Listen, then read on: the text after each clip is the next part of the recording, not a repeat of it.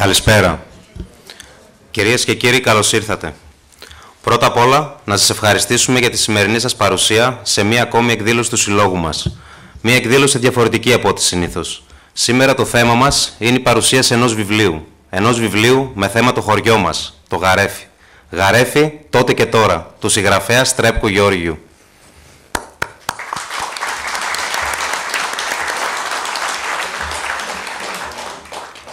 Αξίζει να αναφέρουμε ότι το βιβλίο αποτελεί μια δωρεά του συγγραφέα προς το σύλλογό μας, με το σύλλογό μας να αναλαμβάνει την έκδοση και προώθηση του βιβλίου. Κύριε Γιώργο, σας αξίζουν πολλά συγχαρητήρια. Για εμάς όμως, ως Μορφωτικός Σύλλογος Γαρεφείου Κώστας Γαρέφης, αποτελεί ιδιαίτερη χαρά το ότι βάλαμε και εμείς σε ένα λιθαράκι να καταγραφεί η ιστορία του χωριού μας, του τόπου μας. Μένει κάτι χειροπιαστό για εμάς και τις επόμενες γενιές.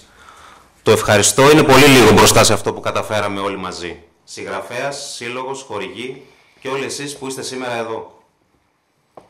Να αναφέρουμε επίσης, όταν ο σύλλογός μας ήταν σε αναζήτηση πόρων για την έκδοση του βιβλίου, ο πρώτος που στάθηκε στο πλευρό μας και βοήθησε την προσπάθειά μας ήταν ο πρώην Δήμαρχος Ορμοπίας, κύριος Χρήστος Μπάτσης.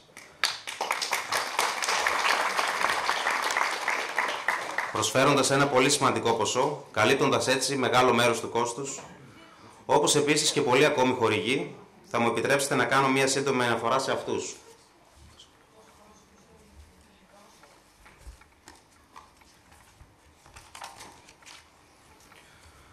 Λουτρά Λουτρακίου Δήμου Αλμοπίας ΑΕ, Γερακάρης Δημήτριος, Γεωργίου Χρήστος, Γκιώσης Ιωάννης, Γκιώσης Κωνσταντίνος, Γκιώσης Μάρκος, Δασέα Αναγέννηση, Μάρκου Χρήστος, Μασλάρης Χρήστος, Μπάτσης Χρήστος, Μπίνος Ιωάννης, Μπίνος Παρασκευάς, Νικολάου Πέτρος, Ορχήστρα Ρυθμοί της Μακεδονίας, Αίθουσα Δεξιώσεων Πάνθεων, Παρασκευάς Νικόλαος, Τραϊανού Γεώργιος, Αφή Μπουλάκη, Γκανταΐδης Ιάκωβος και Χρήστου Ανδρέας.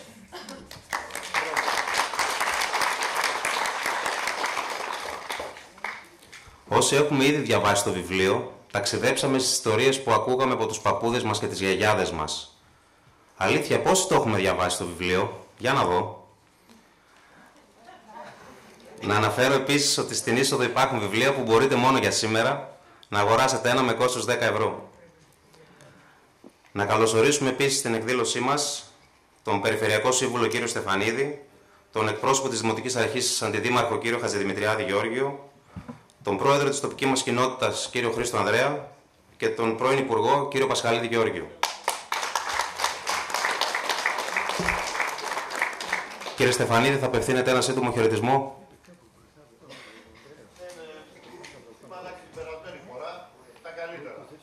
Συγχαρητήρια στον κύριο Στρέπκο που μπορεί και βγάζει τέτοια βιβλία για το χωριό, γίνεται μια διαφήμιση στο χωριό, γίνεται η ιστορία, να δημιουργούμε την ιστορία μέσα από τα βιβλία του κυρίου Στρέπκου. Να είναι γερός και πάλι τέτοια. Ευχαριστούμε πολύ. Κύριε Χατζηδημητριάδη, εκ μέρους της Δημοτικής Αρχής.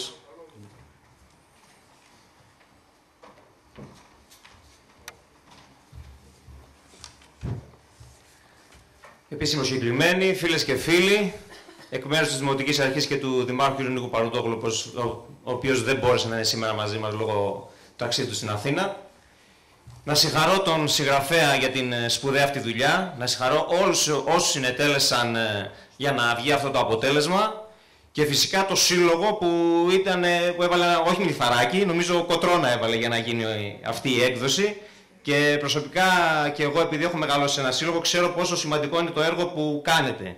Με τα παιδιά έχουμε άριστη συνεργασία σε οτιδήποτε κάνουμε σαν Δήμος και πραγματικά σας αξίζουν συγχαρητήρια. Και δεν θα μπορούσε φυσικά ο Δήμος να λείπει από μια τέτοια εκδήλωση που σκοπό έχει την προβολή του τόπου μας, τις παραδόσεις μας, τα είδη και τα έθιμά μας. Να είστε καλά, να ευχηθώ καλό τάξιδο. Να είστε καλά. Να ευχαριστήσουμε επίσης την Δημοτική Αρχή για την δωρεάν παραχώρηση του χώρου σήμερα.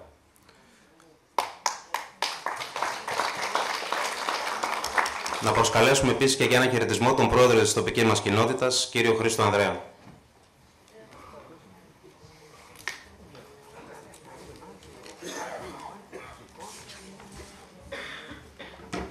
Να σας καλωσορίσω και εγώ με τη σειρά μου στη σημερινή εκδήλωση. Την παρουσίαση ενός βιβλίου που είναι πολύ σημαντικό για μας. Μας ταξιδέψατε σε άλλες εποχές, κύριε Γιώργο, αλλά δεν μπορώ να μην αναφερθώ και στη συμβολή του Συλλόγου. Τα παιδιά εδώ, ο Ανδρέας, ο Τάκης, ο Γιώργος, όλο το Δημοτικό Συμβούλιο, ήταν πολύ... Η συμβολή τους βοήθησε στο να ολοκληρωθεί αυτή η προσπάθεια. Συγχαρητήρια, κύριε Γιώργο, καλοτάξατε το βιβλίο και σας ευχαριστούμε πολύ.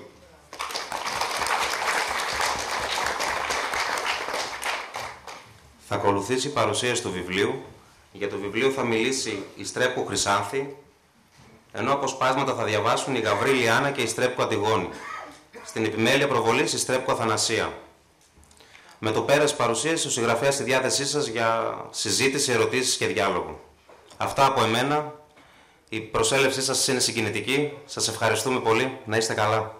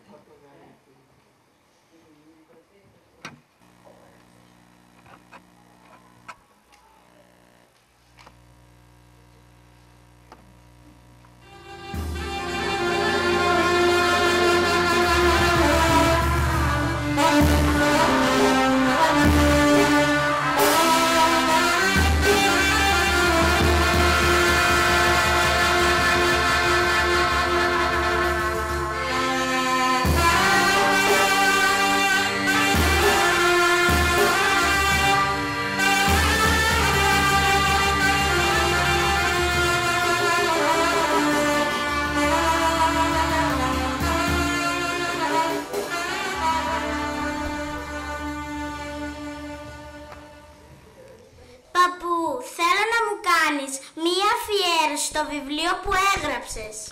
Να σου κάνω, Γιώργο, τι θέλεις να σου γράψω? Στον εγγονό μου Γιώργο, με αγάπη, παππού. Παππού, κι εγώ θέλω. Να σου γράψω, Μανώλη, τι θα ήθελες? Παππού μου, ό,τι θέλεις, απλά θέλω να γράψεις με αγάπη και μένα. Αυτή η αγάπη ήταν η κινητήρια δύναμη του συγγραφέα Γιώργου Στρέπκου να ξεκινήσει να γράφει αυτό το βιβλίο. Μια αγάπη για τον τόπο που γεννήθηκε, την οικογένεια που τον ανέθρεψε, την οικογένεια που δημιούργησε, την κοινωνία που του έδωσε τα απαραίτητα εκείνα ερεθίσματα, ώστε να μην το βάζει ποτέ κάτω και να προσπαθεί και να αγωνίζεται και σε αντίξωες συνθήκες. Και αυτή η προσπάθεια να αποφέρει καρπούς. Μια αγάπη τεράστια για τους ανθρώπους και την αλληλεπίδρασή τους μέσα στο χώρο και στο χρόνο, η οποία μπορεί να γράψει ιστορία, να δημιουργήσει καταστάσεις και να τους κάνει να ζήσουν, να στοιχειοθετήσουν την ταυτότητά τους μέσα από ήθη, έθιμα, παραδόσεις, αγώνες, καθημερινότητα, συνήθειες. Η συνθήκη αυτή αποτυπώνεται με τον πλέον παραστατικό τρόπο στο βιβλίο αυτό, το οποίο γίνεται ταυτόχρονα σημαντικό γεωγραφικό απόκτημα, πλούσιο φωτογραφικό ντοκουμέντο, αλλά και αστήρευτη πηγή καταγραφής ιστορίας, πολιτισμού, λαογραφίας της γενέτειρας του συγγραφέα. Το πολυεπίπεδο αυτό ταξίδι ξεκινά προσδιορίζοντας τη γεωγραφική θέση του χωριού Γαρέφη, συντεριάζοντας ταυτόχρονα πολλά ιστορικά στοιχεία, αλλά και μαρτυρίες που τα επιβεβαιώνουν.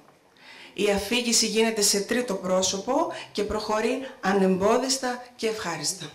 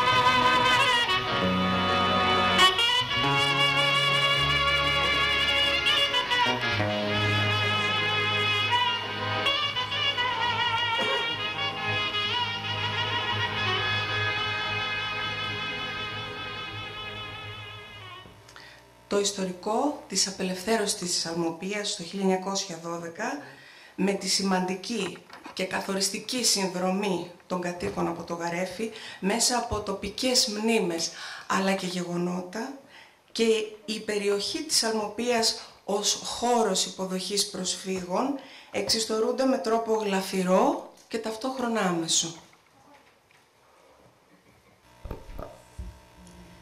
Στις 20 Οκτωβρίου ο Παπανίκανδρος έρχεται στο χωριό μας και από εκεί με σύνδεσμο τον Αμπάρη Ιωάννη πηγαίνει στον Πάχοβο, εστία του Μακεδονικού Αγώνα και με συνεννοήσεις με την ανταρτική ομάδα υπό την αρχηγία του υπαρχηγού Βέσκου Τσότσου Στάθη, οργανώνει ένα σώμα 20 επίλεκτων ανταρτών, 14 μπακουβίτες και 7 γαρεφιώτες, όλοι τους πνευματικά του τέκνα, φυγόστρατοι και άτομα της απολύτου εμπιστοσύνης του.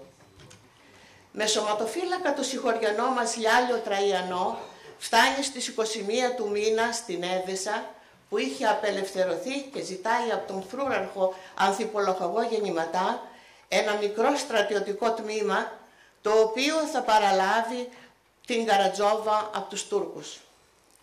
Ο φρούραρχος αρχικά αδιαφορεί και αρνείται να βοηθήσει παρά τα αλλεπάλληλα διαβήματα του Παπανίκανδρου. Αντίθετα, επέτρεπε στους Βουλγάρους, τους οποίους και τροφοδοτούσε, να απελευθερώσουν χωριά στο όνομα του βασιλέα της Ελλάδος. Τελικά, μετά από 7 μέρες και με τη μεσολάβηση του Μητροπολίτη της Έδεσας, εξασφαλίζει 100 όπλα τύπου Μαρτίνι και 20 τουρκικές στρατιωτικές στολές. Στις 27 Οκτωβρίου φεύγει από την Έδεσα και το ίδιο βράδυ φτάνει στους Προμάχους, όπου συναντιέται με τον οπλαρχηγό Βέσκο Στάθη. Σύμφωνα με την προφορική παράδοση και τις γραπτές μαρτυρίες, μια εβδομάδα πριν εμφανιστεί στην Αριδαία ο ελληνικός στρατός, στις 28 Οκτωβρίου 1912, ντόπιοι αγωνιστές, όλοι τους γηγενείς Μακεδόνες, καταλαμβάνουν την Αριδαία από τις τουρκικές αρχές και υψώνουν την ελληνική σημαία στο διοικητήριο στις 29 Οκτωβρίου. Κλείνουν τους μπέιδες στο τζαμί και τους υποχρεώνουν να στείλουν σημειώματα σε όλα τα χωριά της Αλμοπίας για να γίνουν γνωστά τα γεγονότα της Αριδαίας. Κατά τον κύριο Καρατζόγλου, η εξέλιξη των ιστορικών γεγονότων στην Ελλάδα μετά την μικρασιατική καταστροφή και την τραγική της κατάληξη είχε σαν αποτέλεσμα να γίνουν μεγάλες κοσμογονικές αλλαγές στην πληθυσμιακή σύνθεση της Αλμοπίας, αφού έφυγαν οι περισσότεροι τουρκόφωνοι και σλαβόφωνοι και εγκαταστάθηκαν μόνιμα πρόσφυγες με την ανταλλαγή των πληθυσμών Ελλάδος-Τουρκίας από Μικρά Ασία, Ανατολική Θράκη, Πόντο, Κωνσταντινούπολη, Βουλγαρία, Ανατολική Ρωμυλία και τον Κάφκασο. Η εγκατάσταση των προσφύγων στην περιοχή είχε ως αποτέλεσμα τη δημιουργία ενός νέου κόσμου πολυφωνίας και αντιθέσεων, ένα μείγμα λαών με νέους οικονομικούς συσχετισμούς, με διαφορετικούς πολιτισμούς που κατάφεραν να ισορροπήσουν τις σχέσεις τους ύστερα από πολύχρονη διάρκεια, των οποίων τα ήθη και τα έθιμα αναβιώνουν από κοινού κάθε χρόνο σε όλα τα χωριά μέσα από πολιτιστικές εκδηλώσεις, πανηγύρια και γιορτές. Γενικότερα, επήλθε μια εθνολογική και γλωσσική ομογενοποίηση όχι μόνο της επαρχίας, αλλά και της Μακεδονίας και υπήρξε έξαρση της οικονομικής δραστηριότητας.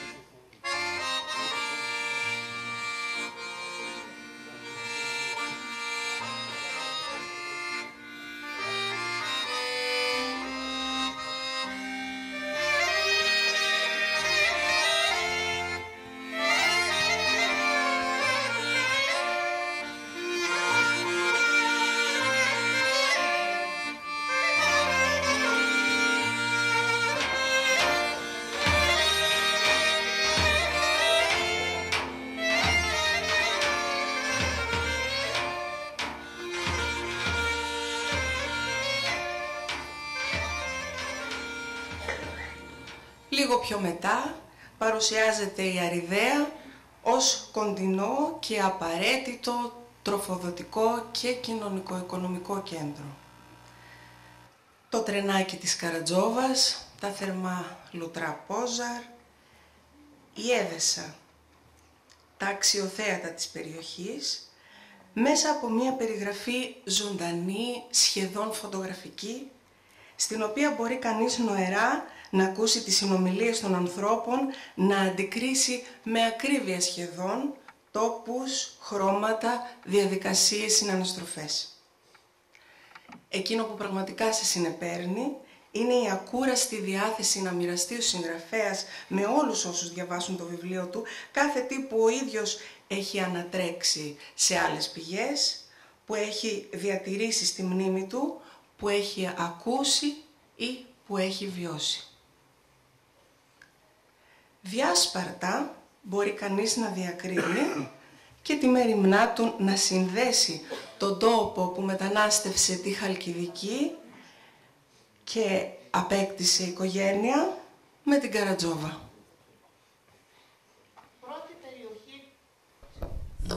Πρώτη περιοχή της Ευρώπης που κατακτήθηκε από τους Τούρκους το 1383, πολύ πριν την άλωση της Κωνσταντινούπολης, ήταν η Μακεδονία και κατ' επέκταση η Αλμοπία.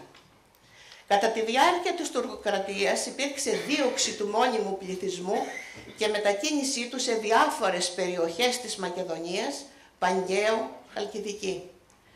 Κατά τον κύριο Γεώργιο Ζωγραφάκη, συνταξιούχο δάσκαλο και ιστορικό ερευνητή, στο βιβλίο του με τίτλο «Το Μακεδονικό και το Κρητικό Ζήτημα στην Επανάσταση της Χαλκιδικής» του 1854, με αρχηγό τον Τζάμι Καρατάσο, Αύγουστος του 2016, Μάρτης 2018, δύναμη 500 ατάκτων σωμάτων στρατού που δεν συγκροτούν τακτικό στρατό και δεν υπόκεινται στη στρατιωτική πειθαρχία, ήρθαν από την Καρατζόβα στα παράλια της Κασάνδρας Χαλκιδικής για να εμποδίσουν τα τουρκικά πλοία που περιέπλεαν τις ακτές.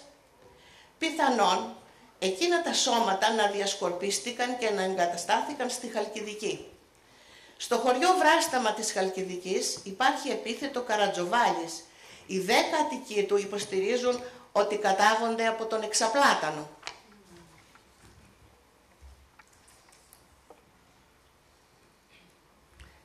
Είναι φανερή επίσης και η εσωτερική του ανάγκη για να μείνουν αυτά ως πρίκα.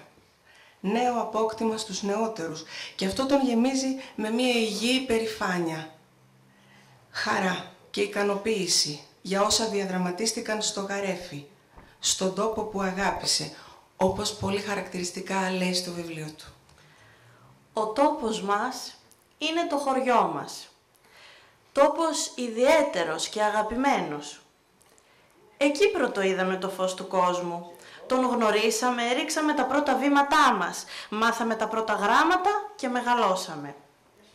Είναι μοναδικές και ξεχωριστές στιγμές των παιδικών μας χρόνων όλες οι μνήμες από το παρελθόν. Οι χαρές, οι δυσκολίες που βιώσαμε, τα έθιμά του, οι παραδόσεις του, οι γάμοι, οι βαπτίσεις, οι γεννήσεις, με τους κυριακάτικους γιορτινούς και εθνικούς χορούς των προγόνων μας και τα πανηγύρια, αλλά και οι θύμησες των αγαπημένων μας προσώπων, άφησαν ανεξίτηλο το σημάδι τους στην καρδιά μας, που έχουν φωλιάσει στο μυαλό μας και έρχονται κάθε φορά που ακούμε τη λέξη χωριό. Αυτός είναι ο τόπος μας, με τον οποίο έχουμε ακατάλητο δεσμό. Μάλιστα, όσο περνούν τα χρόνια και η ζωή μας ολοένα μικραίνει, τόσο περισσότερο η σκέψη μας τρέχει πίσω σε αυτόν. Σε συζητήσεις με γνωστούς και φίλους, ψάχνουμε τη θέση του στο χάρτη, εκείνη τη μικρή κουκίδα στους πρόποδες του Καϊμακτσαλάν. Έχω γνωρίσει ξένα μέρη, πόλεις και χωριά, λίμνες και θάλασσες, αλλά και τόπους μακρινούς και τους συγκρίνω με τον τόπο μου. Κι όμως, οι ξένες ομορφιές δεν κατάφεραν να ξεριζώσουν από μέσα μου την αγάπη μου για το χωριό. Εκείνο τον τόπο που όποτε τον θυμάμαι, μου έρχονται στο μυαλό όλα όσα έζησα παλιότερα. Ένα χωριό τότε ολοζώντανο, γεμάτο με κόσμο, με παιδικές φωνές, με παιχνίδια, στις πλατείες, στις γειτονιές, στις σαλάνες, στα ποτάμια και στα λόνια, με γέλια και με κλάματα, με τα πηγαδάκια στις βρύσες και στις γειτονιές. Με τα καταπράσινα χωράφια του, με τις εναλλαγές των καλλιεργειών να απλώνονται στην απέραντη πεδιάδα, τις γύρω πηγές, με τους ξυλοκόπους να ανεβοκατεβαίνουν στα ραδιασμένα βουνά σαν κύματα, με τις πάντοτε γεμάτες πλαγιές από κοπάδια που με τα κουδουνίσματά τους έδιναν συνεχή ζωή στον τόπο. Μια ζωντανή και ποικιλόχρωμη φύση ανάλογη με την εποχή, με συνεχή παρουσία ανθρώπινης δραστηριότητας. Ακόμα και τις καλοκαιρινές νύχτες ο κάμπος ηχούσε από τις φωνές των συγχωριανών που πότιζαν οληνυχτή στις καλλιέργειες, έχοντας συντροφιά τα νυχτώδια και όλα τα ζωντανά πλάσματα της φύσης.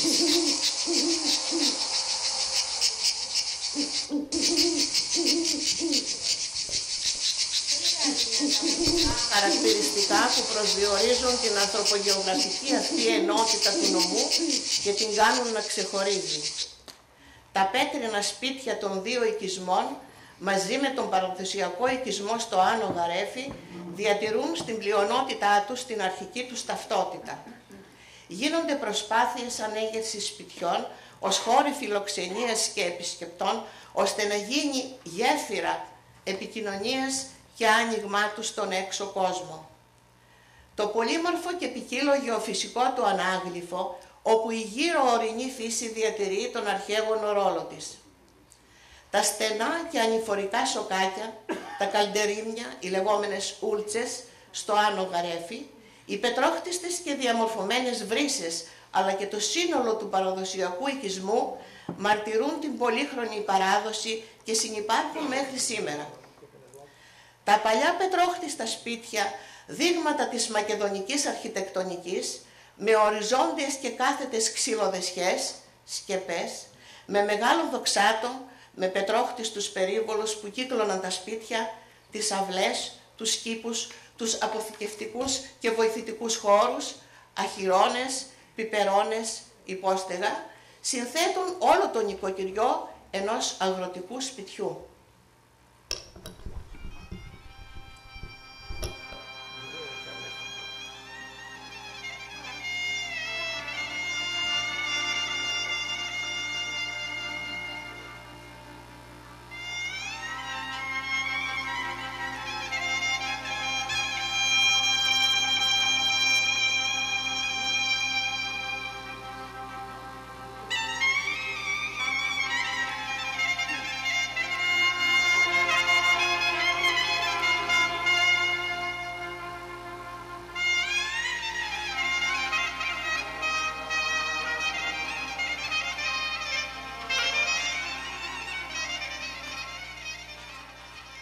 Το Γαρέφι, ένα ακριτικό χωριό με δύο οικισμούς, που η ιστορική του πορεία φανερώνει ότι δέχθηκε πολλές πιέσεις και επιδρομές.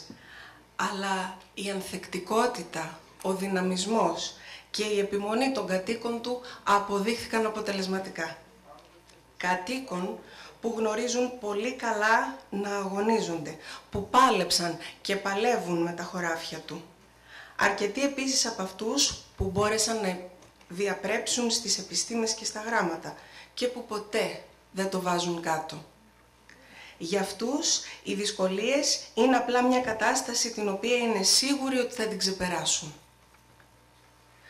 Ο ίδιος μάλιστα αναφέρει πως σύμφωνα με τον μελετητή Ανδρεάδη, το όνομα Αλμοπία ετυμολογικά προέρχεται από τις λέξεις άλμα, ύψος και όψη, που σημαίνει τη γη που την κατοικούν άνθρωποι μεγαλόσωμοι στην όψη, ενώ και η μυθολογία παρουσιάζει την Αλμοπία πατρίδα του ιδρυτή της και μυθικού ήρωα Άλμοπα, ενός από τους γίγαντες γιου του Ποσειδώνα. Το Γαρέφι του τότε σε ταξιδεύει και σε φτάνει μέχρι το Γαρέφι του σήμερα. Μοναδικά και ακούραστα, ώστε και οι δύο χρονικές στιγμές να συνυπάρχουν και να αλληλοεπιδρούν. Το Άνω Γαρέφι, με τη γραφική πλατεία του, τα χαρακτηριστικά βουνά που το πλαισιώνουν, τα λιθόστρωτα καλντερίμια του, οι βρύσες, ο ναός της Θεοτόκου από το 1811, το νηπιαγωγείο, στο οποίο στεγάζεται σήμερα η βιβλιοθήκη του χωριού, η κοινότητα, η οποία έχει μετατραπεί σε ένα αξιοπρόσεκτο λογογραφικό μουσείο. Δικαιολογούν απόλυτα τον χαρακτηρισμό του οικισμού αυτού ως παραδοσιακού από την ελληνική πολιτεία ήδη από το 1992. Το Κάτω Γαρέφι είναι απλωμένο στον κάμπο και ζωσμένο, όπως χαρακτηριστικά λέει ο συγγραφέας, με χωράφια ευκολοδούλευτα και γόνιμους κήπους.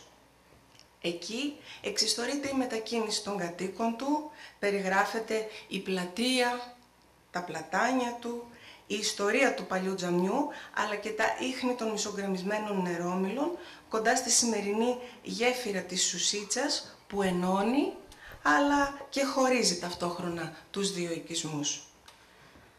Το Άνω Γαρέφι είναι χτισμένο και σκαρφαλωμένο στους πρόποδες του Καϊμακτσαλάν, στα υψώματα και στο πρανές έδαφος του βουνού, με τους παλιούς μαχαλάδες, τα στενά μονοπάτια, τις ανηφόρες και τις κατηφόρες. Βορειοδυτικά το περικλείουν τα κάθετα πετρώδη χώματα, οι αυτοφυείς ροδιές, ο ορεινός όγκος με το τεχνητό άλσος και τα ίχνη του στρατιωτικού φυλακίου. Μπροστά του περνάει ο καλυμμένος χήμαρος και στα πόδια του απλώνεται το πλατανόδασος. Βορειοανατολικά ξεχωρίζει η παλιά εκκλησία με το πετρόχτιστο καμπαναριό. Το Κάτω Γαρέφι απλώνεται στο δενδροσκέπαστο βαθύ κάμπο, προβάλλει διάσπαρτος αυτόν, με παλιά πετρόχτιστα και νεόδμητα σπίτια, με δοξάτο και αυλές. Με τη σκιερή μεγάλη πλατεία, στην οποία παλιά δέσποζαν το τζαμί, μετέπειτα εκκλησία, τα δύο καφέ παντοπολία, το ποτάμιο που κολυμπούσαν οι χήνες με τις πάπιες, τα αιωνόβια πλατάνια που στις κορυφές τους φόλιαζαν οι πελαργοί, το κουκουλωμένο πηγάδι και τη μοναδική βρύση με τους δύο κρουνούς. Οι δρόμοι τότε χωμάτινοι και γεμάτοι από λακκούβες, που τον χειμώνα βάλτωνε στις λάσπες και το καλοκαίρι σε έπνιγε η σκόνη. Απ' την παλιά πλατεία σήμερα μόνο τα πλατάνια στέκονται. Αντικρίζεις διαφορετική πλατεία, διαμορφωμένη, με άλλη όψη, με σύγχρονα καταστήματα και με ασφαλτοστρωμένους δρόμους.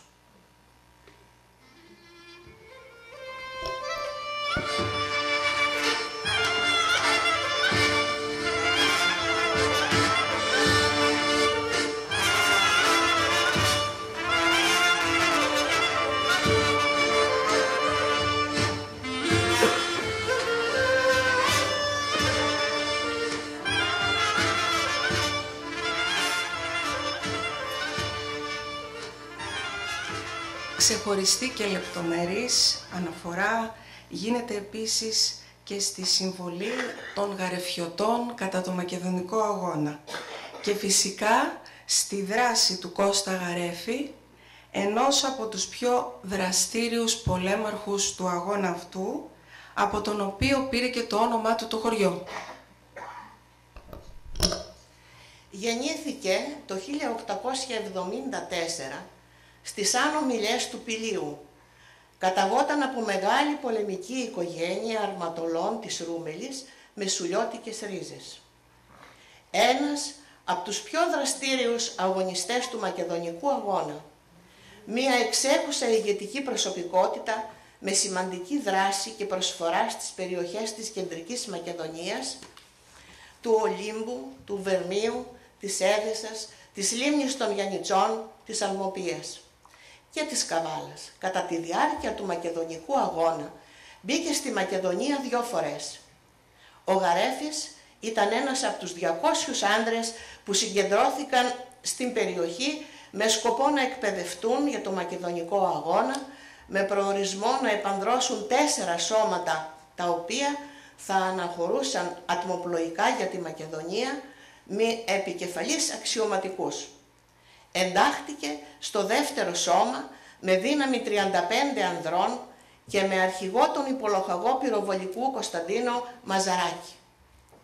Σε ηλικία 35 χρονών κλήθηκε από τον πρόξενο Κορομιλά του προξενείου της Θεσσαλονίκης για να του αναθέσει την αρχηγία του παραπάνω σώματος με υπαρχηγό τον Δημήτριο Τσέκο. Προορισμός και τομείς δράσης τους ήταν το Βέρμιο, η Πεδιάδα και η Λίμνη των Γιαννιτσών, η Νάουσα, η Έδεσα και το πολύπαθο διαμέρισμα της Καρατζόβας. Στην αποστολή τους περιλαμβάνονταν και η διάνοιξη των επικοινωνιών με την ελεύθερη Ελλάδα, δια ξηράς και θαλάσσης, και η καταδίωξη των συμμοριών Λούκα και Καρατάσο, οι οποίες λιμένονταν τις περιοχές της Καρατζόβας, της Έδεσας και του Μουριχόβου και παρεμπόδιζαν το εμπόριο.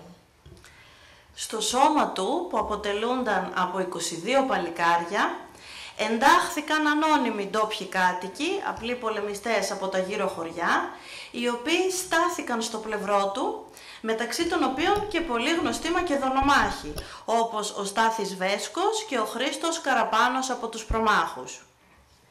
Για τα γεγονότα της σύγκρουσης και το θάνατο του Μακεδονομάχου Κώστα Γαρέφη διήστανται οι απόψεις. Σύμφωνα με την πρώτη άποψη, από μαρτυρίες των παλαιοτέρων, σε εκείνο το γλέντι παγίδα συμμετείχε ο ίδιος ο Κώστας Γαρέφης ως βλάχα σερβιτόρα, ντυμένος με γυναικεία βλάχικη ενδυμασία, κάτω από την οποία είχε κρυμμένο το πιστόλι. Μπήκε ανενόχλητος μέσα στην καλύβα νύχτα, χωρίς τον προβλεπόμενο έλεγχο από το σκοπό, κάποιον τανούρι από τους προμάχους που ήταν μιλημένος. Ο Γαρέφης ήταν ενημερωμένος εκ των προτέρων από τον οικοδεσπότη και διοργανωτή του γλεντιού ποιοι και πόσοι είναι μέσα και πού ακριβώς κάθονται οι προσκεκλημένοι Λούκας και Καρατάσος για να τους προσβάλλει ευκολότερα. Με την είσοδό του στην καλύβα, αμέσως πυροβόλησε πρώτα τους αρχηγούς Λούκα και Καρατάσο και μετά τους υπόλοιπους. Μέσα στο σκοτάδι ακολούθησε μεγάλη σύγκρουση, ένας σκληρός και πεισματώδης αγώνας. Μια μάχη που οι αντίπαλοι για να σωθούν πάλεψαν ακόμα και με τα χέρια. Αποτέλεσμα της σύγκρουσης ήταν να σκοτωθούν 16 κομιτατζίδες, ανάμεσά τους και ο βοεβόδας Καρατάσος. Ο δε τραυματισμένος Λούκας τραυμάτισε σοβαρά το Γαρέφη και τον υπαρχηγό του σώματος Δημήτρη Τσέγκο, το Δημηρίτη Νικόλαο Ξινογαλά και τους οπλίτες Απόστολο Πολυχρόνου, Νικόλαο Χατζηγιάννη και Γρηγόριο Μέγα. Σύμφωνα με τη δεύτερη άποψη, το 1906 έφτασε ο Γαρέφης στην Καρατζόβα, εκδικήθηκε τον βοεβόδα Ντάνεφ για τις ληστείες σε βάρος Ελλήνων κτηνοτρόφων στα πριόνια της Ραδίνας και στο Τίκβες, σημερινό Καβαντάρτσι, στην περιοχή του μοναστηρίου, και διέλυσε τη συμμορία του, σκοτώνοντας 12 κομιτατζίδες. Στο δε χωριό Σμπόρτσκο εξόντωσε τον επικίνδυνο αρχικομιτατζή Τράικο. Την αποστολή του τη φέρνει εις πέρας με απόλυτη επιτυχία, με τίμημα όμως τη ζωή του. Προς τιμήν του, το ιστορικό ακριτικό χωριό της περιοχής Τσαρνέσοβο, πάντα ελληνικό χωριό και πατριαρχικό, παίρνει το όνομά του και ονομάζεται Γαρέφη.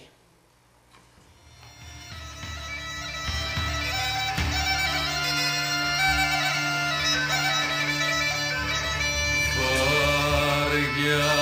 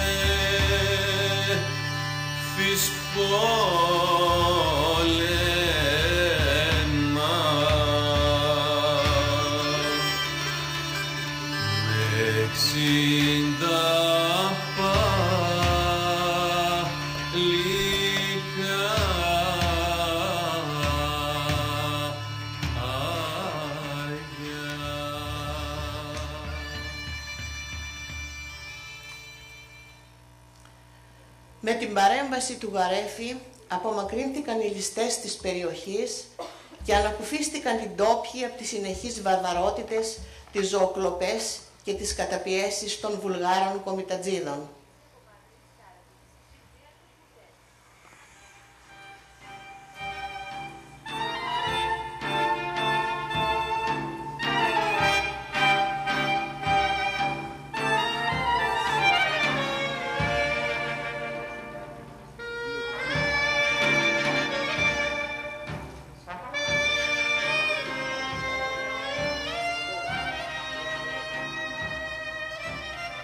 Ταυτόχρονα δίνονται λεπτομερή στοιχεία για το μακεδονικό ζήτημα, το μακεδονικό αγώνα συνολικά και τονίζεται η καταλυτική συμβολή του Παύλου Μελά στον αγώνα αυτό.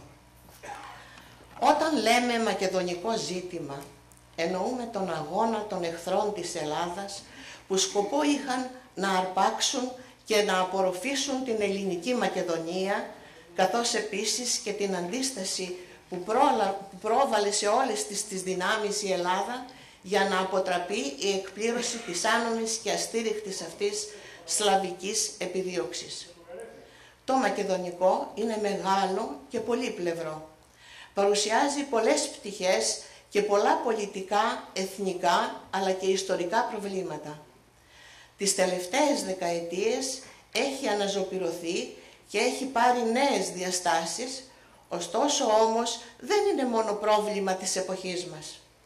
Χρονολογείται από τον 19ο αιώνα και συγκεκριμένα αμέσως μετά την Ελληνική Επανάσταση. Αρχικά το ζήτημα ανέκυψε από την πλευρά των Βουλγάρων το 1870-71 της Διασποράς, που στην προσπάθειά τους να πάρουν τη Μακεδονία απευθείας από τους Τούρκους, ήθελαν να επιβάλλουν το βουλγαρισμό για εθνική αποκατάσταση.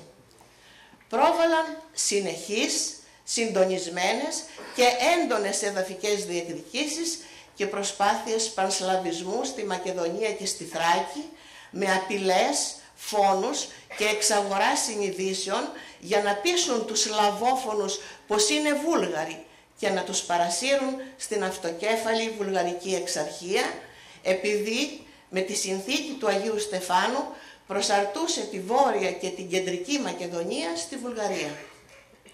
Μετέπειτα, από το 1944, συνεχίστηκε από τους Σκοπιανούς, αν και ο ελληνισμός στην περιοχή της Μακεδονίας είχε παρουσία πολλών αιώνων και όχι δεκαετιών.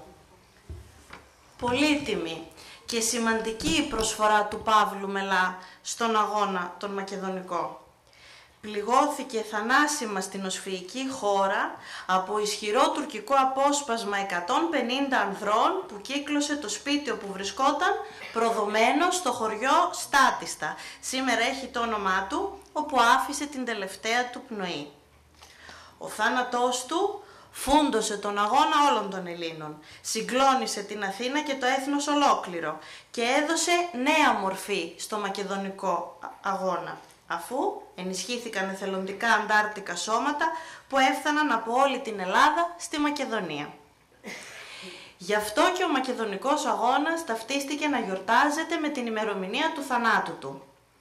Η ψυχή του Παύλου Μελά έγινε η ψυχή των Ελλήνων, η οποία χαλιβδώνεται και σημαίνει συναγερμό για να συνταχθούν οι ηθικές δυνάμεις του γένους. Γίνεται επίσης μια ιστορική αναφορά στην ελληνικότητα των αρχαίων Μακεδόνων, αλλά και της Μακεδονίας, τη γλώσσα των γηγενών, για τα δύσκολα χρόνια της κατοχής και το ισχυρό αποτύπωμα των κατοίκων στον αγώνα αυτό.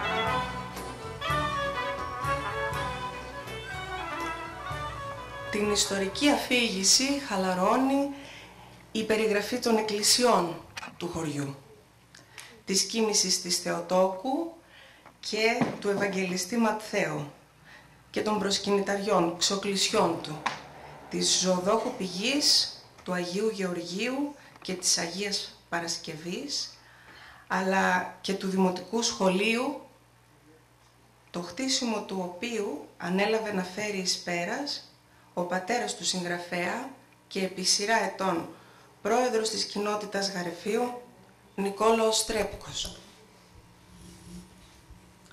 Λίγο πιο κάτω υπάρχουν απλόχερα δοσμένα από το συγγραφέα σχολικά βιώματα.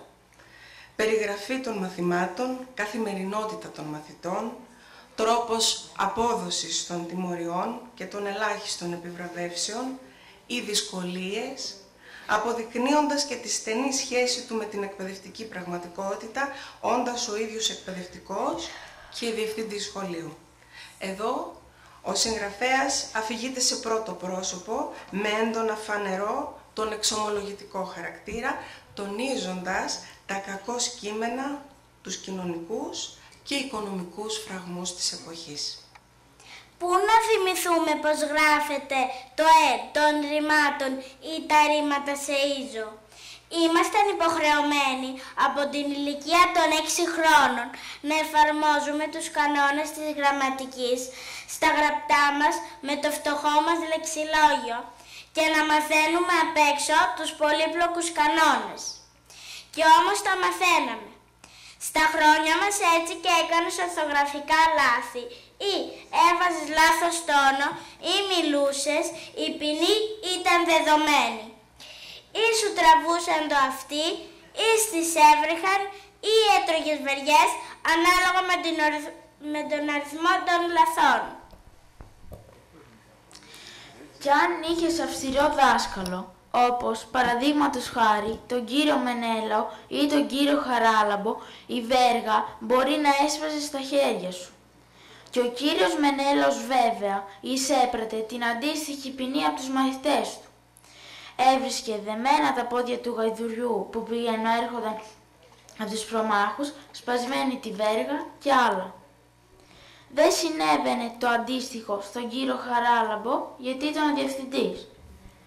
Αυτός μαζί με την κυρία Πολυξένη ήταν οι αυστηροί δάσκαλοι που με κάποιους άλλους από την επικράτεια εκπροσωπούσαν μια μερίδα των τότε εκπαιδευτικών και του αυστηρού εκπαιδευτικού συστήματος που γαλουχούσαν στα σχολεία εκείνης της εποχής τους μικρούς μαθητές.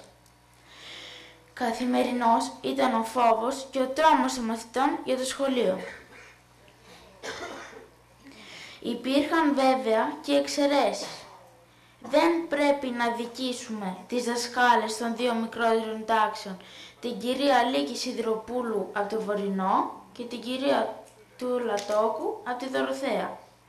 Μας αγαπούσαν, μας φρόντιζαν, πάντα γλυκομίλητες, στοργικές και χαμογελαστές. Αντικαθιστούσαν την απουσία της μάνας στο σχολείο, μας μιλούσαν με τα μικρά μας ονόματα, μας ενθάρρυναν, μας προέτεπαν και μας συμβούλευαν. Οι συμβουλές και οδηγίες τους για εμάς ήταν όχι μόνο κανόνας, αλλά και ο νόμος απαράβατος. Εισέπραταν και αυτές με τη σειρά τους από εμάς ό,τι μας έδιναν. Υπήρχε μια αμοιβαία και αμφίδρομη εκτίμηση, κατανόηση και σεβασμός. Διαβάζαμε, ακούγαμε και μαθαίναμε για διακοπές, για θάλασσα, βότσαλα, μουδιά, παραλία, μπάνια κτλ. Για εμάς τα παιδιά της υπηρετικής Ελλάδας, των ορεινών και των απομακρυσμένων περιοχών ήταν άγνωστα. Δεν είχαμε ιδέα τι είναι θάλασσα και τι θα πει διακοπές στη θάλασσα ή στο βουνό. Διακοπές έκαναν ελάχιστοι μαθητές που πήγαιναν ως κατασκηνωτές στις ορεινές κατασκηνώσεις της Σωτήρας κοντά στην Έδεσα. Για όλους τους υπόλοιπους διακοπές σήμαινε λήξη των μαθημάτων, ένταξη στο οικογενειακό και εργατικό προσωπικό και η έναρξη των αγροτικών και κτηνοτροφικών εργασιών. Οι δουλειές των γονέων μας ήθελαν πολλά εργατικά χέρια. Για το χωριό, το μπάνιο γινόταν στο Πορόι, ο ξεροπόταμος ανατολικά από το χωριό. Άλλωστε, από πού να έχουμε παραστάσεις, από θάλασσα, αφού δεν πραγματοποιούνταν ημερήσιες εκπαιδευτικές εκδρομές και διδακτικές επισκέψεις. Η περίοδος 1964-1965 ήταν περίοδος συνεχών εκπαιδευτικών μεταρρυθμίσεων και ήταν τόσο ρευστή που κάποιες τάξεις δεν τις προλάβαιναν να τις παρακολουθήσουν και τελικά αποφοιτούσαν και πάλι από το εξατάξιο γυμνάσιο. Σε αυτό φοιτούσαν παιδιά από τη βορειοδυτική, τη νότια Αλμοπία και από τα βλαχοχώρια της ορεινής Αλμοπίας. Τα παιδιά των γειτονικών χωριών από την Αριδαία πηγαινοέρχονταν πεζοί και με τα ποδήλατα. Οι προερχόμενοι από τα μακρινά χωριά άνω των 5 χιλιόμετρων για την εποχή εκείνη νοικιάζαμε δωμάτια. Άρχιζε μια νέα μαθητική ζωή για εμάς, μακριά από την οικογένεια. Διαφορετικός τρόπος ζωής και καθημερινότητας, τον οποίο καλούμασταν να διαχειριστούμε. Διαβάζαμε και γράφαμε με γκαζόλαμπες. Τα μαθητικά μας δωμάτια ήταν απλά και φτωχά σε εξοπλισμό. Είχαν μόνο τα απαραίτητα. Ντιβάνι, τραπέζι, καρέκλα, γκαζιέρα, ξυλόσομπα και κάποια βαλίτσα για την αποθήκευση των τροφίμων.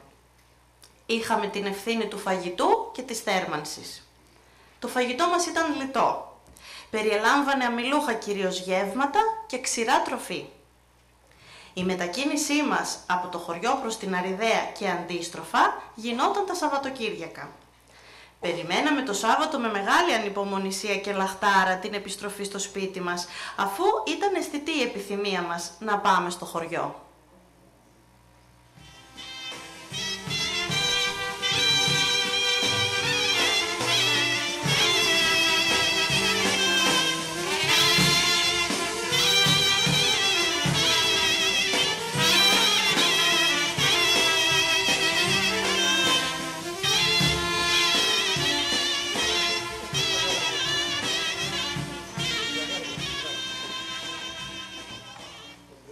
Στοιχεία για τον τρόπο κτισίματος των σπιτιών, αλλά και τη μορφή τους, την εσωτερική και την εξωτερική, ο στολισμός τους, οι οικοσκευές και τα είδη τους, οι τρόποι θέρμανσης, η διατροφή των κατοίκων. Όλα αυτά παρουσιάζονται με ευλαβική ακρίβεια και συνέπεια. Τα περισσότερα σπίτια είναι καλοδιατηρημένα και οικοδομημένα με τον παλιό παραδοσιακό τρόπο. Μεγάλη σημασία έδιναν στον προσανατολισμό και στη θέα τους. Είχαν πολλά παράθυρα για να έχουν επαρκή φωτισμό. Ήταν διόροφα, πετρόχτιστα, με ξυλοσκεπές, σκεπασμένα με κύρια υλικά δόμησης και κατασκευής, το ξύλο και την πέτρα, στέρεα και ανθεκτικά υλικά παρμένα από το φυσικό περιβάλλον. Τα υλικά αυτά τα συμπλήρωναν με τα κεραμίδια, τον ασβέστη, το κοκκινόχωμα, το άχυρο, την καλαμιά και πολύ αργότερα το τούβλο. Όταν θεμελίωναν ένα σπίτι, έσβαζαν κόκορα και με τα αίματά του μάτωναν τα θεμέλια. Καλούνταν ο ιερέας να κάνει αγιασμό, τον οποίο έβαζαν σε μικρά γυάλινα μπουκαλάκια και τα τοποθετούσαν στις γωνίες των θεμελίων. Διέθεταν ξύλινο δοξάτο, γνωστό στο χωριό ως πουλάτα, με τις πολλές ονομασίες Χαγιάτη, Σάλα, Ηλιακό και Χωροστάσι, που ήταν εξωτερικός υπόστεγος διάδρομος του σπιτιού, σχήματος π, δείγμα της λαϊκής τέχνης. Ήταν το κύριο τμήμα των κατοικιών. Προστάτευε το σπίτι, κυρίως τα δωμάτια, από τις εκάστοτε καιρικές συνθήκες. Τη βροχή, τον ήλιο, τον αέρα, το χιόνι, το χαλάζι. Ήταν ένας βασικός χώρος πολλαπλών χρήσεων και θερινής διαμονής της οικογένειας, μεσημεριάσματος, δείπνου και ύπνου και υποδοχής των επισκεπτών. Αποτελούσε τον πυρήνα της κατοικίας. Εκεί γίνονταν οι γιορτές και τα γλέντια, στους αραβώνες, στους γάμους και στις βαφτίσεις. Παράλληλα, ήταν χώρος επεξεργασίας αγροτικών προϊόντων, χώρος ύφανσης και απλώματος πρίκας.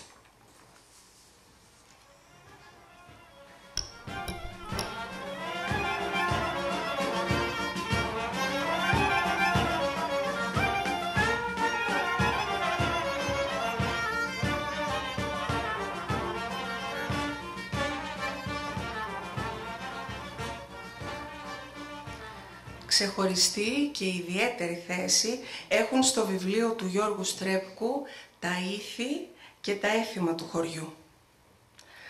Όσα υπήρξαν, αλλά και όσα επιβίωσαν με το πέρασμα των χρόνων, αποδεικνύοντας δυναμικά μια περιοχή με έντονη πολιτιστική δράση, προσήλωση σε αρχές και αξίες, αλλά και βαθιά πίστη στο Θεό και στη σημασία του θεσμού της οικογένειας. Ιδιαίτερα τον γοητεύουν η περιγραφή των χριστουγεννιάτικων και πρωτοχρονιάτικων εθήμων Κόλλητα Μπάμπου και Σούρβα Μπάμπου, οι αποκριές, οι συνήθειες στις ονομαστικές γιορτές, το συγχώριο, οι προσφορές στον Άγιο Ιωάννη, η νηστεία της Καθαράς Δευτέρας, το έθιμο της Χάσκας, τα κάλαντα της Άνοιξης. Το έθιμο της Χάσκας αναβίωνε κάθε χρόνο την Κυριακή της Τυρινής με το συγχώριο, μετά τις επισκέψεις. Όλα τα μέλη της οικογένειας, μετά το φαγητό, συγκεντρώνονταν γύρω από το τραπέζι και κάθονταν οκλαδών και κυκλικά με τα χέρια πίσω. Ο πιο ηλικιωμένος της οικογένειας κρεμούσε στην άκρη μιας μακριάς κλωστής δεμένη στον πλάστη ένα βρασμένο αυγό, στοχεύοντας στο στόμα του καθενός από τα μέλη της οικογένειας, κουνώντας το πέρα δόθε. Μέσα σε 3 προσπάθειες, οι παίκτες έπρεπε να αρπάξουν με το στόμα και να δαγκώσουν το αυγό, όχι πολύ δυνατά, για να μην λερωθούν. Όποιος το δάγκωνε ήταν ο νικητής του παιχνιδιού. Με το αυγό έκλεινε το στόμα και με το αυγό ξανά άνοιγε και άρχιζε η άρτηση, το Μέγα Σάββατο στην Ανάσταση και η κατάλυση της νηστείας. Η Χάσκα επαληθεύονταν το βράδυ της Ανάστασης, αφού μετά το Χριστός Ανέστη τσουγκρίζαμε τα αυγά που είχαμε μαζί μας, τα καταβροχθίζαμε λέμαργα και ξαναμπαίναμε στην εκκλησία. Το έθιμο αυτό υπήρχε και σε άλλες περιοχές της Μακεδονίας, Δράμα, Καβάλα, Καστοριά, Λαγκαδά Θεσσαλονίκης, Φλόρινα, με άλλη ονομασία. Το έθιμο των χελιδονιστών ήταν ένα είδος καλάντων. Ήταν ένα από τα πιο χαρακτηριστικά έθιμα της πρώτης μέρας του Μάρτη, που κρατάει από την αρχαιότητα και επιβιώνει σε κάποιες περιοχές μέχρι και τις μέρες μας. Γιορτάζονταν ο ερχομός, η επιστροφή των χελιδονιών, αφού ως γνωστόν τα χελιδόνια είναι το σύμβολο της άνοιξης, της αναγέννησης της φύσης, της χαράς και έρχονται ελπιδοφόρα το Μάρτι, κουβαλώντας πριν από τον επίσημο ερχομό τους. Όταν φεύγουν για την ξενιτιά, αφήνουν μια θλίψη αφού ακολουθεί το φθινόπωρο. Κατά το έθιμο κάθε πρώτη του Μάρτη, παιδιά της σχολικής ηλικίας έφτιαχναν ξύλινο ή χάρτινο ομοίωμα χελιδονιού, τη λεγόμενη χελιδόνα. Το ομοίωμα αυτό το στερέωναν σε ένα ξύλινο κοντάρι και το περιέφεραν σε όλα τα σπίτια του χωριού και τραγουδούσαν τόσο τη χελιδόνα όσο και τον ερχομό της Άνοιξης. Μαζί με τη χελιδόνα είχαν καλάθια για τα αυγά που θα έβαζαν οι νοικοκυρές για το καλό της οικογένειας. Όταν τα παιδιά τραγουδούσαν το τραγούδι, η χελιδόνα περιστρέφονταν με τέτοιο τρόπο που φαίνονταν σαν να πετούσε. Λεπτομερής είναι και η αποτύπωση των κοινωνικών εκδηλώσεων. Μπορούμε να πληροφορηθούμε ενδελεχώς για τις γεννήσεις, τις βαπτίσεις, τους αποχωρισμούς, τους τρόπους συναναστροφών των κατοίκων, τις συνήθειές τους. Σημαντική και ενδιαφέρουσα είναι και η αναφορά στα ήθη και τα έθιμα του γάμου.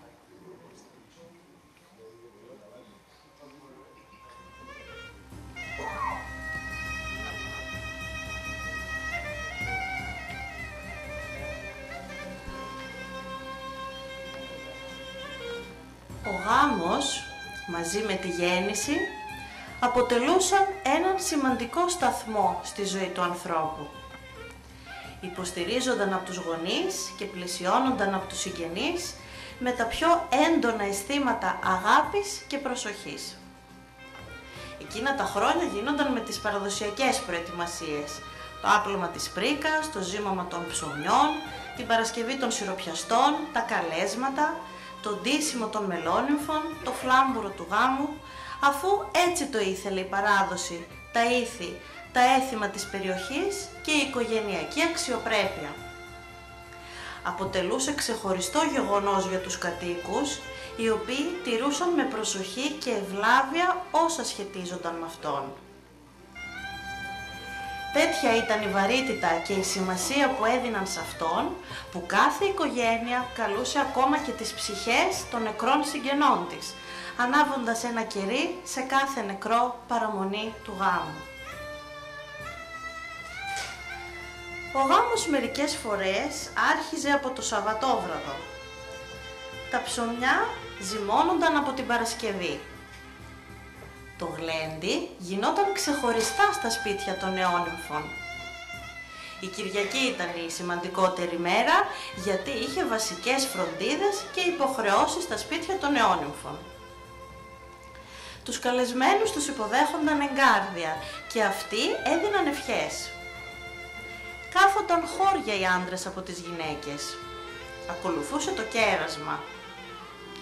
Στην αυλή και στο δοξάτο χοροστάσι στείνονταν ο χορός. Πριν πάρουν τον κουμπάρο, μεταφέρονταν το νηφικό, τα παπούτσια και ό,τι άλλο σχετίζονταν με το ντύσιμο και το στόλισμα της νύφης. Τα έβαζαν σε ένα μεγάλο ταψί, μαζί με ρύζι και κουφέτα. Λεγόταν πουκλόν.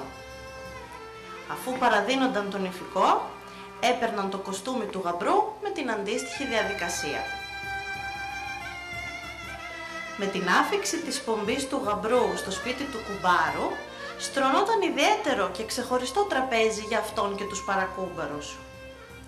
Υπήρχε σεβασμός στον κουμπάρο ακόμα και στο χορό.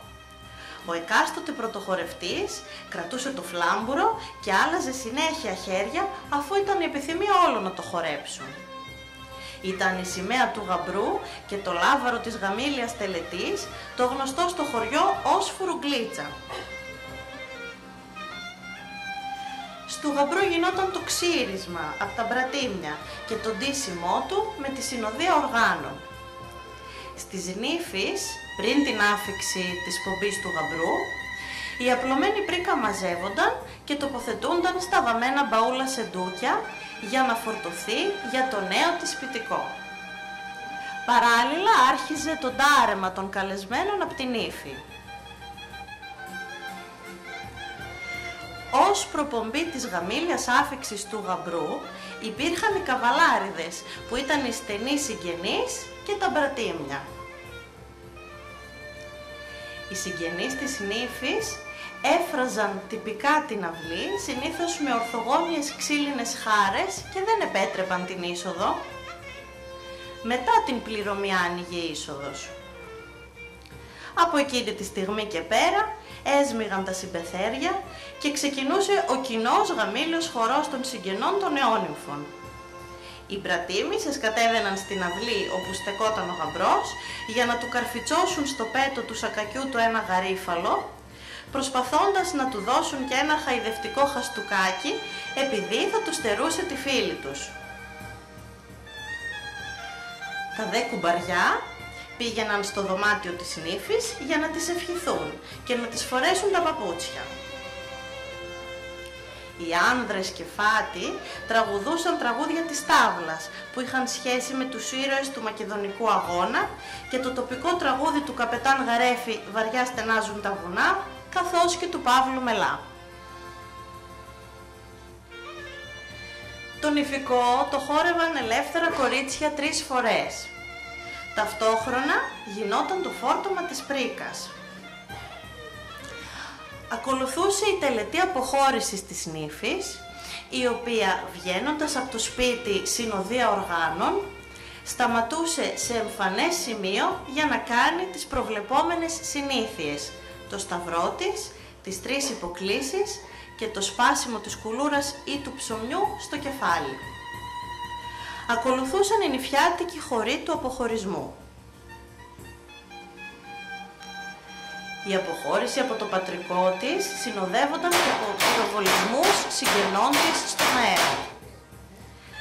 Προπορεύονταν τα όργανα. Φτάνοντας στην εκκλησία, σταματούσαν τα όργανα και άρχιζε η στέψη, από την οποία έλειπαν οι γονείς των νεόνυμφων. Την ύφη την υποδεχόταν στο νέο της σπιτικό τα πεθερικά.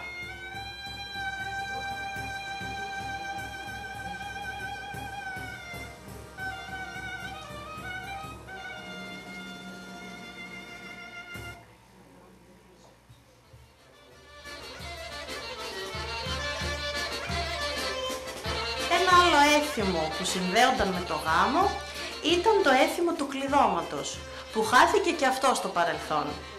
Πίστευαν ότι αν 2 αδέρφια ήταν γεννημένα στο ίδιο φεγγάρι, αστερισμό, δεν έπρεπε κατά το έθιμο τα αδέρφια να ειδωθούν ντυμένα με τα νηφιάτικα και τα γαμπριάτικά τους, γι' αυτό και τους έκλειναν σε κάποιο δωμάτιο αρχικά. Αργότερα, αντί του κλειδώματος, κρεμούσαν στα ρούχα τους ένα μικρό λουκέτο κλειδωμένο.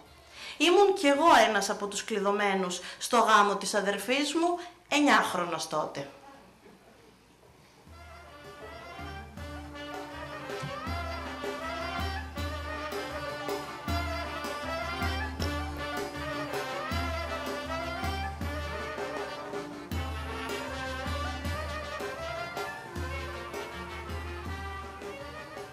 Τη θέση τους καταλαμβάνουν και οι τοπικές και θρησκευτικές γιορτές, αποδεικνύοντας την έντονη εξωστρέφεια των κατοίκων του χωριού, της αστήρευτης διάθεσής τους και του έντονου επικοινωνιακού χαρακτήρα τους, χαρακτηριστικών που κρατούν καλά στο χρόνο και μεταλαμπαδεύονται και στις επόμενες γενιές.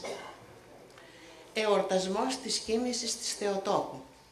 Η ημέρα αυτή χαρακτηρίζεται ως το Πάσχα του καλοκαιριού. Είναι μία από τις μεγάλες θεομητορικές γιορτές και την περιμέναμε με λαχτάρα, μικρή και μεγάλη. Αρχές Αυγούστου ξεκινούσε η προετοιμασία. Ο εορτασμός ξεκινούσε από την παραμονή της κοίμησης με τον Εσπερινό. Η επόμενη μέρα, την οποία οι μεγάλοι την έλεγαν δεύτερη μέρα της Παναγίας, ήταν τοπική αργία. Αυτή τη μέρα ήταν όλα συνυφασμένα με την παράδοση, την εμπειρία και τις μνήμες. Το χωριό ήταν το επίκεντρο εορτασμού της περιοχής. Η εκκλησία γέμιζε και από επισκέπτες. Σύμφωνα με τις απόψεις των μεγαλύτερων, ο διήμερος εορτασμός καθιερώθηκε επί τουρκοκρατίας. Ήταν μια διπλή γιορτή θρησκευτικού χαρακτήρα ανήμερα και εθνικού την επόμενη. Έτσι, μπορούσαν να ανταλλάξουν απόψεις, να ενημερωθούν για την κατάσταση που επικρατούσε στα χωριά τους και να προετοιμαστούν για τις πιθανές εξελίξεις με στόχο τον καλύτερο σχεδιασμό και την άρτια οργάνωσή τους. Ο εορτασμός εξακολουθεί να είναι και σήμερα διήμερος και είναι εμπλουτισμένος με εκδηλώσεις στο γήπεδο. Γαϊδουροδρομίες, τσουβαλοδρομίες, ποδηλατοδρομίες και χορευτικά. Με τη λήξη των χορευτικών έρχεται η σειρά του κόσμου να χορέψει παραδοσιακούς χορούς. Ίσως το πανηγύρι του χωριού να είναι από τα ελάχιστα της επαρχίας που εξακολουθεί να πραγματοποιείται σε τέτοιο βαθμό και με πολύχρονη διάρκεια. Πάντως η παράδοση καλά κρατεί.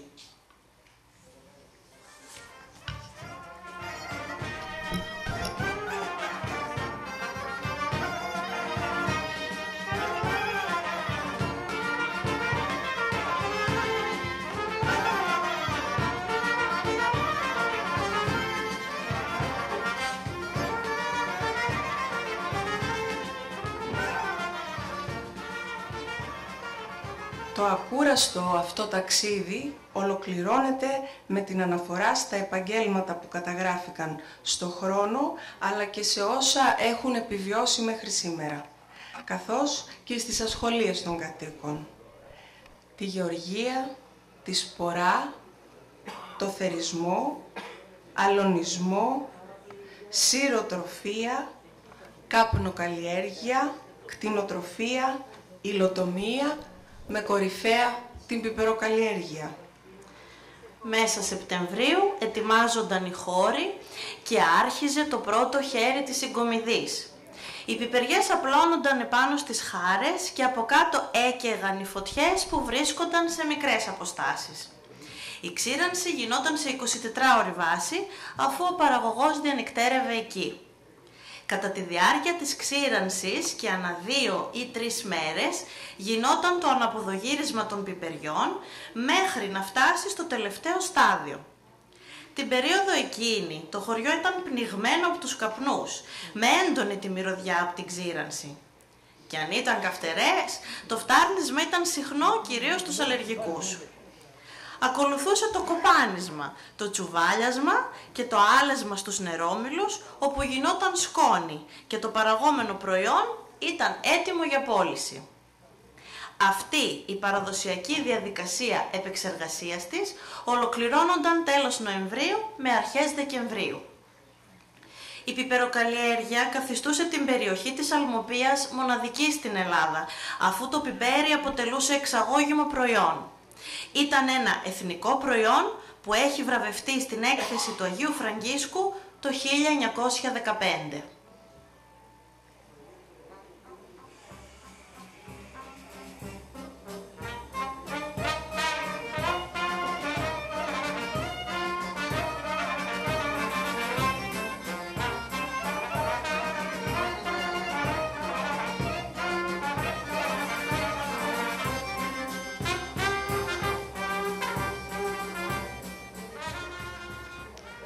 Το βιβλίο του Γιώργου Στρέπκου είναι ένα σημαντικό νέο απόκτημα στη νεότερη βιβλιογραφία.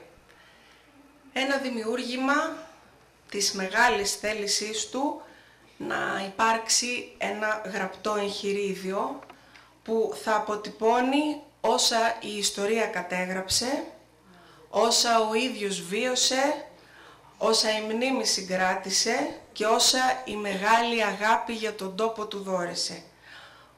Όλα μαζί σε ένα βιβλίο μοναδικό, το οποίο ικανοποιεί απόλυτα και συγκινεί κάθε έναν που θα το διαβάσει, μικρό και μεγάλο.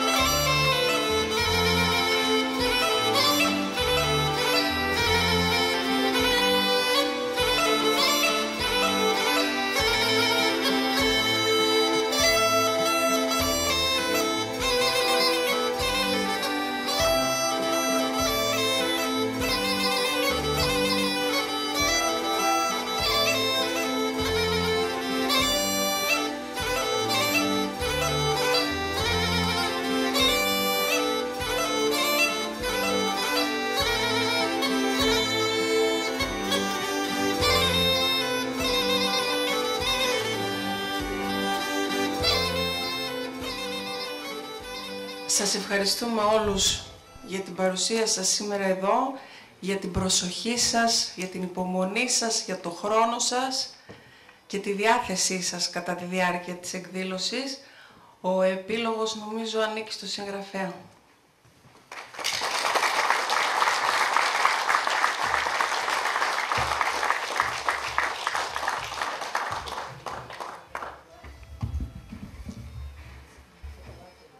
Καλησπέρα σε όλους.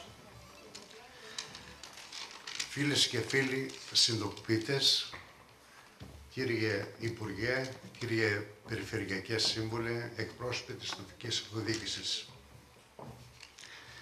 Είναι τιμή για μένα η παρουσία σας σήμερα εδώ και σας ευχαριστώ εκ βάθους καρδίας. Η ανταπόκρισή σας με συγκίνησε βαθιά και αυτό σημαίνει πως και επιβεβαιώνει πως η ιστορία, η ιδεογραφία και ο πολιτισμός του τόπου μας ενώνουν και μας εμπνέουν. Η συγγραφή αυτού του βιβλίου γεννήθηκε από την ανάγκη, δεν βλέπουμε κιόλας, συγγνώμη. Η συγγραφή αυτού του βιβλίου γεννήθηκε από την ανάγκη να φωτιστούν πτυχές από την ιστορία του Γαρεφείου, ενός τόπου πλούσιο, με πλούσια παράδοση, που όμως μέχρι σήμερα δεν είχε μια ολοκληρωμένη καταγραφή. Η έλλειψη ενός σχετικού βιβλίου με όθησε να αναζητήσω, να καταγράψω και να διασώσω μνήμες, μαρτυρίες, ήθη και έθιμα, ώστε να μείνουν ζωντανά για τη νέα γενιά. Εύχομαι το βιβλίο αυτό να αποτελέσει ένα σημείο αναφοράς για τη διατήρηση της πολιτιστικής μας κληρονομιάς. Όσοι επιθυμείτε, μπορείτε να το προμηθευτείτε από το Μορφωτικό Σύλλογο για να το στηρίξετε. Και πάλι ένα μεγάλο ευχαριστώ.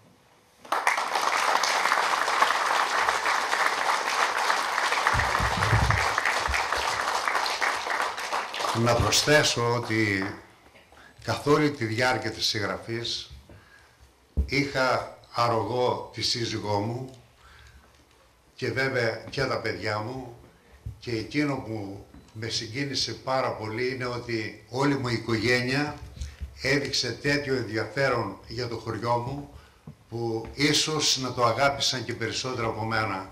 Σας ευχαριστώ πολύ.